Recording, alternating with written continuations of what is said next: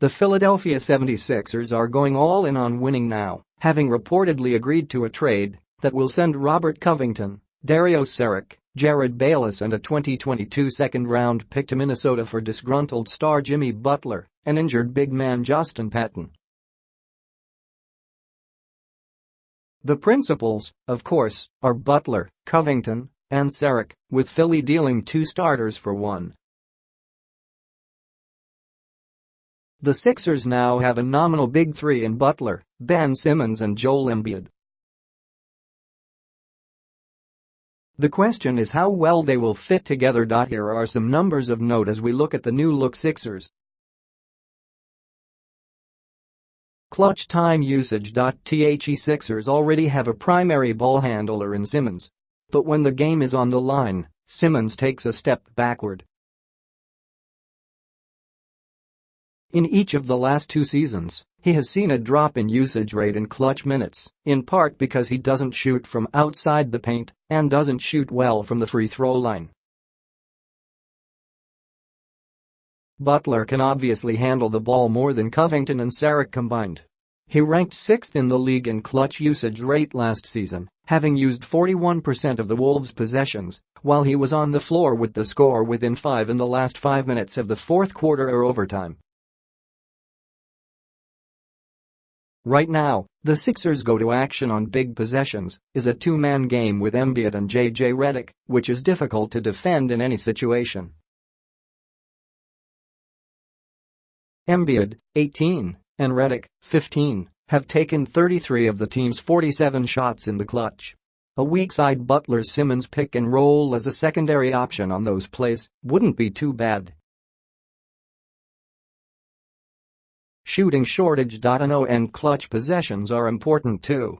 The Sixers are 8-5 after their overtime win over Charlotte on Saturday, PHL time, but they've been outscored by 7 points over their 13 games. They've seen the league's 6th biggest drop in offensive efficiency, having scored 2.6 fewer points per 100 possessions than they did last season. Turnovers, as they've always been, are an issue. The Sixers rank 25th in turnover rate, having coughed the ball up 15.6 times per 100 possessions. Shooting is another issue. The Sixers rank 21st in three-point percentage, 33.6%, down from 10th last season, 36.9%. One big problem is that the Sixers are starting 2 guards Simmons and Markelle Fultz that can't shoot. The 2 former number 1 picks have combined to make just 14 shots on 61 attempts from outside the paint through 13 games, and the Sixers have scored just 94. 2 points per 100 possessions, 6.1 points per 100 possessions, worse than the worst offense in the league, with the pair on the floor together.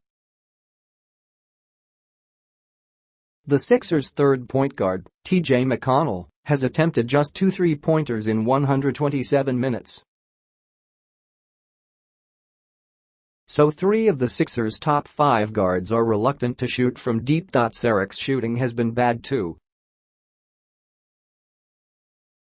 He was 13 for 56, 23%, from 3-point range, before making 8 of his 14 attempts over the last 2 games. Still, in regard to shooting, the Sixers gave up more than they got back in the trade. Covington and Saric led the team in catch and shoot 3-pointers last season, with Covington's 189 leading the entire league. Redick's shooting, combined with his relentless movement, is the more important complement to Simmons and Embiid, but having 2 forwards who can shoot off the catch has been critical.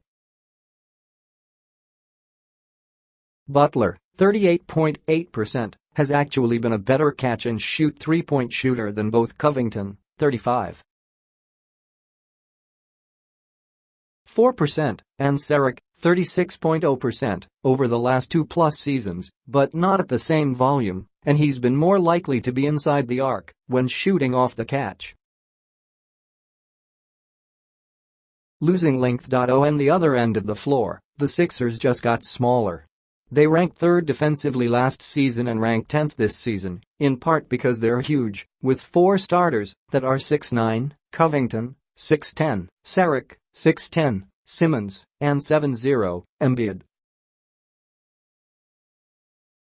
Covington is now replaced by the 6'8" Butler. Simmons can surely defend the power forward position. The 6'9" Wilson Chandler is another versatile forward, and the 6'11" Mike Muscala will continue to play some minutes at the 4 next to Embiid. But the Sixers will lose some of their ability to consistently outsize their opponents. Butler is a terrific defender when engaged, but so is Covington, who led the league by a pretty comfortable margin in deflections per 36 minutes last season. In his final game with the Sixers, Covington was a big factor in keeping Kemba Walker in check until the 4th quarter on Saturday, PHL time.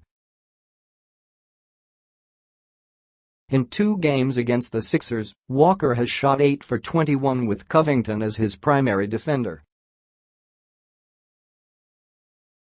We can't assume that Sixers roster won't change between now and March. They still have assets they can use to acquire more shooting. Last season, both Marco Bellinelli and Ersan Ilyasova were signed after post-deadline buyouts and gave the team a big lift on the offensive end of the floor.